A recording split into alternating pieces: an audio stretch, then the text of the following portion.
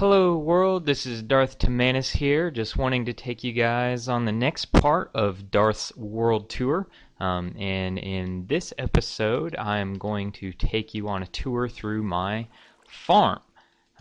Just want you guys to know, this isn't where I intended to go. I intended to take you guys on a tour through my mountain house, but 4J Studios so awesomely rushed out the title update 7. So today is the perfect day to give you guys a tour of my farm for many reasons, probably because the biggest is now 4J has made it to where we can have animal breeding. So here on my farm, one thing that I'm wanting to do is build a barn right over here for all my animals. I had just this chicken farm. I terraformed this off camera just a little bit to flatten it out. It was pretty, as you could see. Had a lot of character, so to speak. But yeah, I'm wanting to take this whole area right here and build a big old barn. Previously, all I had were chickens, and I have a bunch of traps because there's really no point to keep animals besides chickens before. But now there is a point to keep all of them. So what I'm going to do is just in this episode give you a tour, and in the next episode switch back over to survival mode and begin constructing my barn here in my farm. Well, let me just kind of give you the quick run through of this area. As I said, this is my farm. If you look up there, there's my modern house, bridge leading to it. If you look over there, there's my tree house. As you can see, if you've seen both of those episodes, I may put a link to them in the video or somewhere else. Over there is my chapel, which you haven't been lucky enough to look at, but one of these days you'll get to. Alright, so let's look here at my farm. Now this started out being a NPC village. It was a village with all sorts of, I think there were 6 or 7 different buildings here. And in fact, the Pagoda right there used to be one of the buildings, and I just put a bed in it and made it my home. But as my farm started to grow and as I started to continue to build things, I destroyed everything, and there is only one thing that's left from that, and that's changed significantly. This was actually a house in my in the NPC village, and I cut out the walls, but as you can see I kept these here standing. This is actually the entrance to my branch mine. So let's start there. Let me show you guys my branch mine. Hop on down here. Oh no! Okay.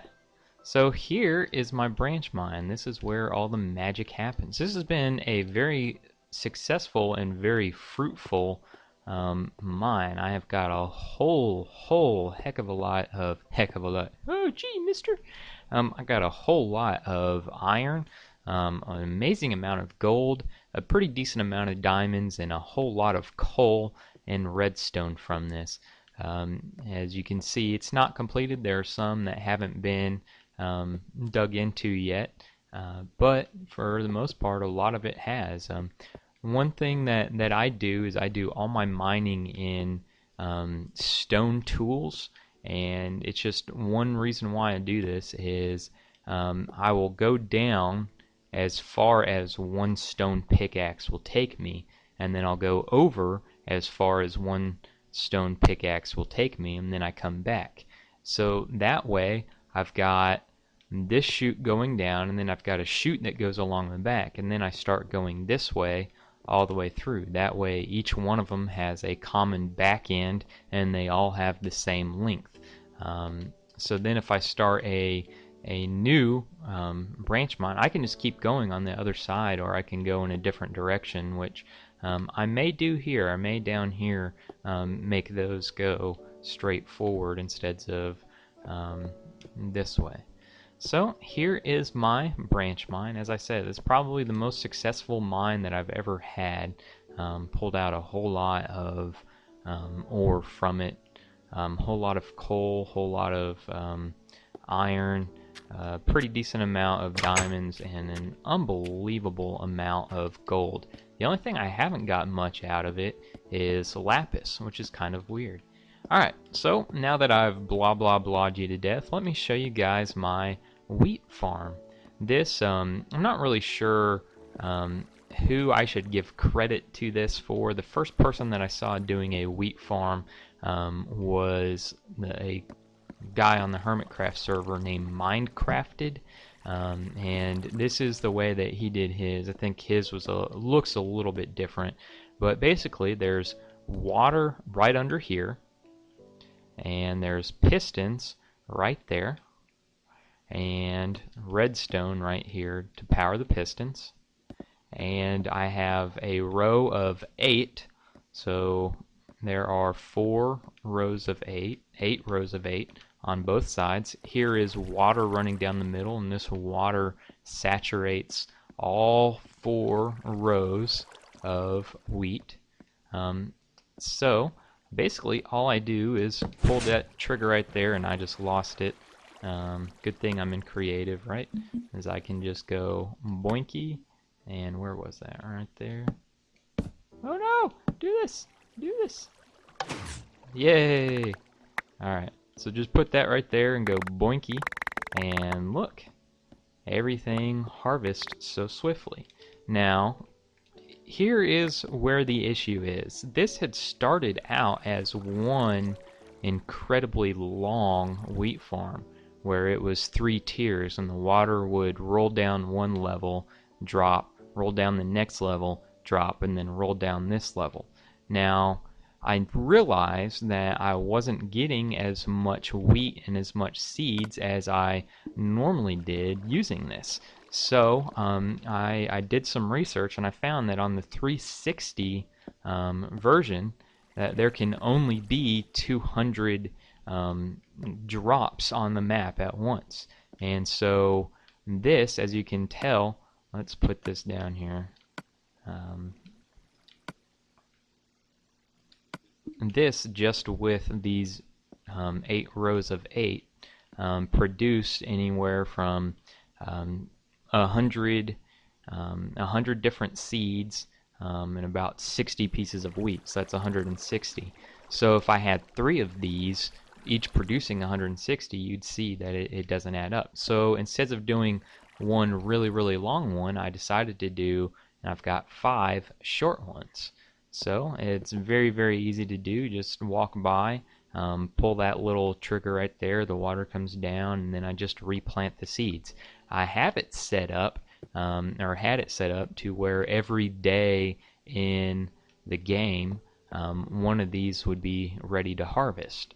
That now, as I'm going to show you when we go in here, I've got a whole lot of wheat, so I don't really harvest it very much anymore. This right here is my melon farm. I did build this one in survival. The seeds, however, were from creative. I have another melon farm way over there, and that's where the seeds came from, the melon farm at my mountain house. This thing is very cool. This, I believe it was Zoomavoid. He's another hermit crafter, came up with this design. We just push that button there, and the melons drop down. And we get anywhere from a stack to 2 stacks to sometimes 3 stacks of melons out of this. It is a very useful farm, auto farm, and there are almost always melons when I push it. Once again, I have ruined this whole thing. Let's go back to creative mode and put this little button down here. See, I just pushed the button, and here are more melons. If I let the whole thing go and let the whole thing grow, as I said, yeah, I think that was a stack of melons that I had earlier. But yeah, it'll do a stack to a stack and a half of melons each time you push that button if it's ready to go. As you can see, I have plenty of food. I don't really need more. I don't really use that melon farm much anymore. What is this doing up here? Alright, so let me show you. There's another wheat farm. Oh yeah, here's my mushrooms, my mushroom farms. If you don't know this before, but the latest update, not the one that came out today, but the one that came out before this, made it to where mushrooms will grow big if you just take a mushroom and put bone meal on it. So these mushrooms are natural. Each one of them, when you chop them down, produces about 20 little mushrooms.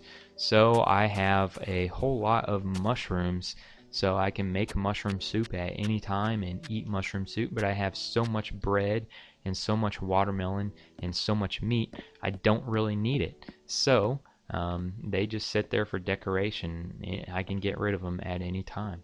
Let me walk you through my pagoda here. This was actually not my idea. I'm involved in the red versus blue community, or Rooster Teeth community. They have a pretty active Minecraft community there, and I was sharing a bunch of pictures, sharing pictures of my wheat farm, and I said I really want to do something creative here as my farmhouse. And one of the people said, you know what, that house, that area just looks like it would be really, really cool for a Japanese style house. I was like, you know what, you are absolutely correct. So I built this Japanese style house, and I really just looked for some videos on YouTube on how it's done, and I just kind of improvised from there. So yeah, of course, just like all my other houses, the insides are kind of empty. I've got a bunch of chests. There's a bunch of trees for my tree farm, which I don't have any trees planted. But yeah, this is one of the reasons why I don't really use my chest room. But as you can see, everything is filling up so fast. I may use my chest room at my modern house kind of as overflow for all of this. This right here is my son Sam's chest. Everything in here is his, and he absolutely loves playing with Dada. I've got one empty chest. There's some tools and coal. There's the ore that I have. Let's see, here's another empty chest. There's a bunch of the other blocks. Alright, let me go upstairs and go to sleep. Doo-dee-doo-dee-doo-boo-boo. Alright, so this is really all my farm. I've shown you... Oh, I did not show you this. This right here is my sugarcane farm. And I'm going to build another one right next to it right there.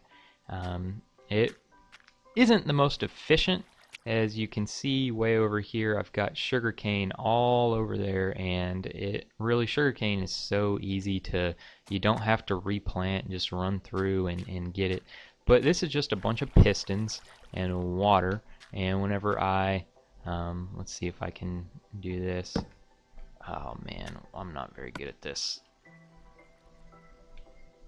Yeah, okay.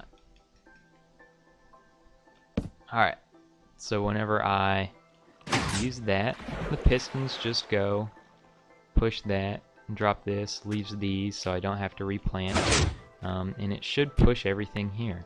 But it does not always push everything here, so I have to just run through and collect everything. And I'll be honest with you, it's not the most efficient means ever. If I need, which I'm going to make a bunch of bookshelves, if I need sugarcane to make books and make paper to make books, I'm probably just going to use a bunch of that. And I may start collecting that anyways. So as I said, this, yes, is a cool farm. It's an automatic farm, but it's really a useless farm.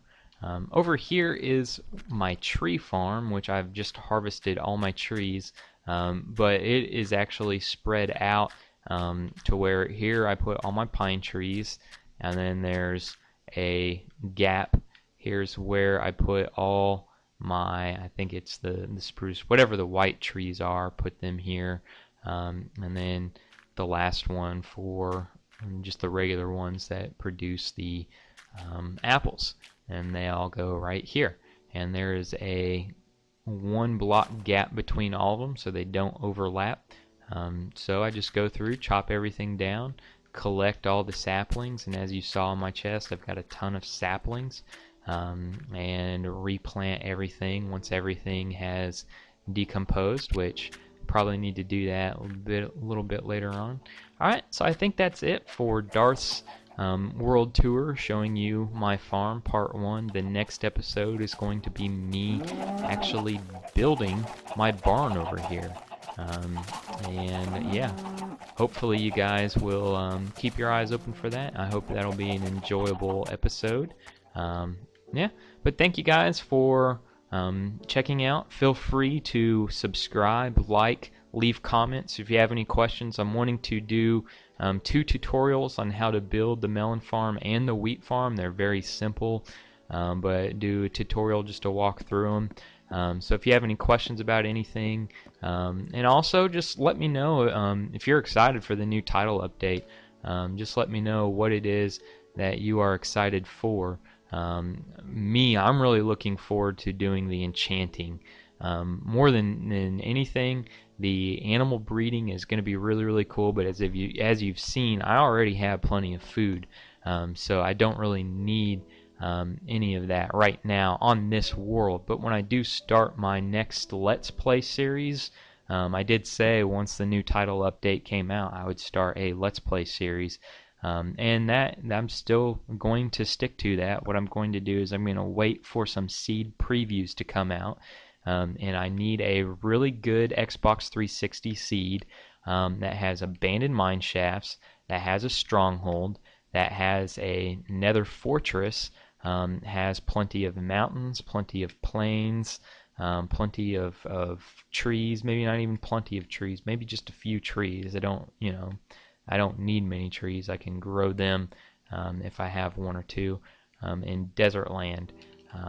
So yeah, just keep your eyes open for that. Anyways, this is DarthTimmanis here. Again, thank you guys so much. If you didn't hear earlier, but I hit the first milestone that I wanted to hit for my series, and that was having 500 views. So I have over 500 views now and over 10 subscribers. So the next milestone will be 1,000 views and more subscribers. So yeah, thank you guys for checking me out. I hope you're having a good day. I'm sure nobody is watching YouTube videos today. Everybody who has a 360 is going to be playing thanks to the new title update. But yeah, let me know what you're looking forward to. Feel free to send me videos of your world as well and your creations. Anyways, just thank you guys very much. Hope you're having a great day, and I'll talk to you later.